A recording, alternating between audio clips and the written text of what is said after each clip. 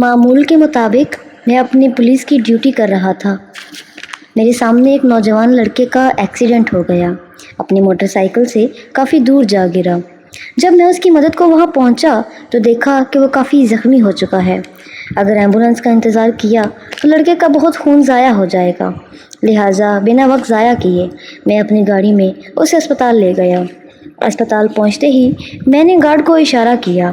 وہ اپنے ہمراہ کچھ نرسز اور اسٹریچرز لے آیا۔ لڑکے کو اسٹریچر پر لٹایا۔ نرسز فوراً اسے ایمرجنسی وارڈ میں لے گئے۔ بروقت علاج ملنے سے اس کی جان بچ گئی۔ اس نے میرا بہت شکریہ ادا کیا۔ اس کے گھر والوں کو اطلاع کر دی تھی، وہ لوگ بھی وہاں پہنچ گئے۔ میں کمرے سے باہر نکلا تو دیکھا باہر بھگدڑ مچی ہوئی تھی۔ ایک نرس سے پوچھا تو پتہ چلا کہ کوئی نوجوان لڑکی دھوکے سے کسی کے 1.5 سالہ بچے کو چرا کر بھاگ گئی ہے۔ سب اس کو ڈھونڈ رہے ہیں۔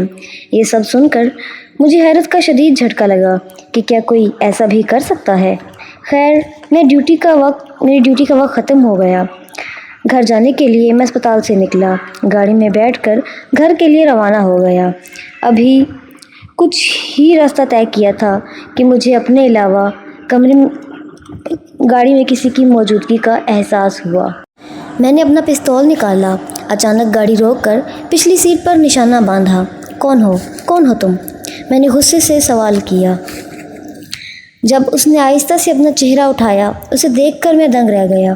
وہ بہت ہی پیاری سی، معصوم سی، نہایت خوبصورت لڑکی تھی۔ کچھ پل کے لیے میں اس کی خوبصورتی اور معصومیت میں کھو گیا، مگر فوراً ہی خود کو سنبھال لیا اور گرج کر پوچھا، تم یہاں کیا کر رہی ہو اور کون ہو تم؟ خوف کے مارے وہ کانپ رہی تھی۔ اس کے الفاظ لڑکھڑا رہے تھے۔ اس سے پہلے کہ وہ کچھ کہتی کہ ایک بچے کے رونے کی آواز میرے کانوں میں پڑی، جسے اس نے گود میں چھپا رکھا تھا۔ مجھے سمجھنے میں زیادہ وقت نہیں لگا کہ وہ کون ہے۔ اوہ، تو تم بچے کو چرا کر ایک پولیس والے کی ہی گاڑی میں چھپ گئی۔ تو چلیں اب آپ کو جیل کی سیر کراتے ہیں۔ میری بات سن کر وہ گھبرا گئی۔ کیا جیل؟ نہیں، آپ مجھے غلط سمجھ رہے ہیں، اس نے صفائی دی۔ تب میں نے ٹوکتے ہوئے کہا کہ کیا سچ ہے اور کیا جھوٹ، یہ تو تھانے جا کر ہی پتہ چلے گا۔ وہ رونے لگی کہ ایک بار میری بات سن تو لیں، لیکن اس کے بعد آپ چاہیں تو مجھے جیل میں ڈال دیں۔ اس کی بات سن کر میں نے اسے بولنے کا موقع دیا اور وہ راز پر سے پردہ اٹھانے لگی۔ جو راز وہ مجھے بتا رہی تھی، اسے سن کر میرے پیروں تلے سے زمین نکل گئی۔ حقیقت جان کر گویا میرے سر پر آسمان ٹوٹ پڑا ہو۔ اس نے جو بتایا وہ واقعی روح لرزا دینے والا تھا۔